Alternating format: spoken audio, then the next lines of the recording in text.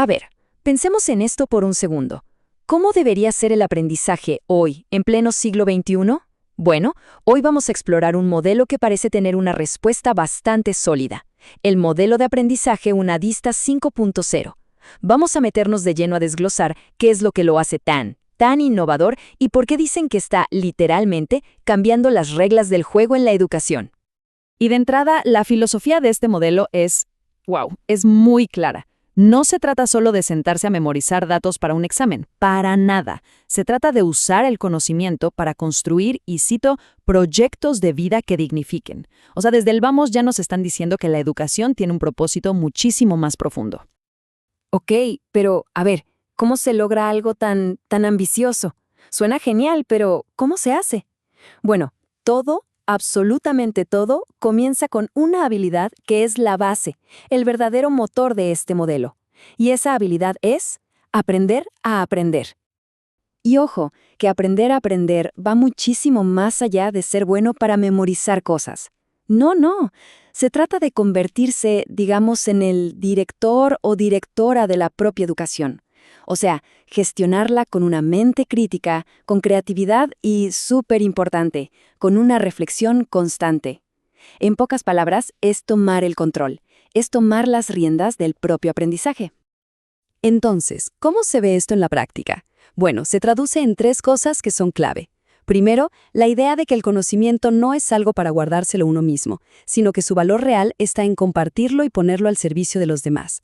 Segundo, se trata de ese salto crucial, pasar de entender la teoría a, de verdad, hacer algo con ella en el mundo real. Y tercero, implica un cambio en la dinámica tradicional, para crear un proceso donde todos, educadores y estudiantes, se empoderan juntos. Bien, entonces, si aprender a aprender es la base como los cimientos de un edificio, este modelo se sostiene sobre otros 3 pilares fundamentales que le dan toda su estructura y su fuerza. Vamos a verlos. Y el primer pilar, que es quizás el punto de partida de todo, es el aprendizaje autónomo. Tan simple y tan poderoso como eso, la capacidad de aprender por cuenta propia, de ser el propio motor en este viaje del conocimiento. Y algo que me parece genial de este enfoque es cómo descompone una idea que suena tan grande como la autonomía, en pasos súper concretos y prácticos. O sea, no es algo mágico que aparece de la nada. Es el resultado de desarrollar habilidades reales, saber planificar, organizarse, gestionar bien el tiempo, encontrar la automotivación y, muy importante, saber autoevaluarse para seguir mejorando. Pero claro, de nada sirve ser súper autónomo si lo que se aprende está totalmente desconectado del mundo real, ¿cierto? Y por eso entra en juego el segundo pilar, el aprendizaje significativo.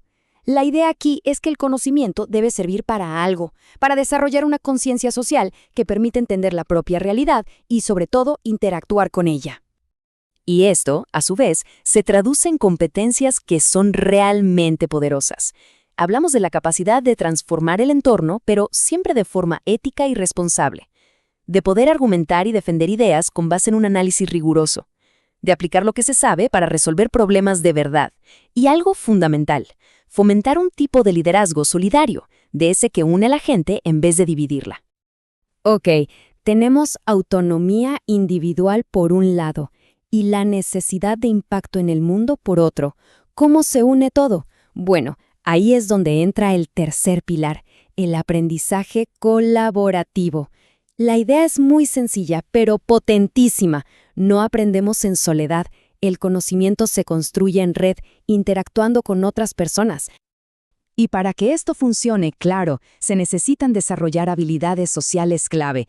Por ejemplo, una comunicación que sea efectiva, o sea, clara, pero también afectiva, que conecte. Un sentido de corresponsabilidad, esa idea de que el éxito del grupo es responsabilidad de todos. El trabajo en equipo, por supuesto.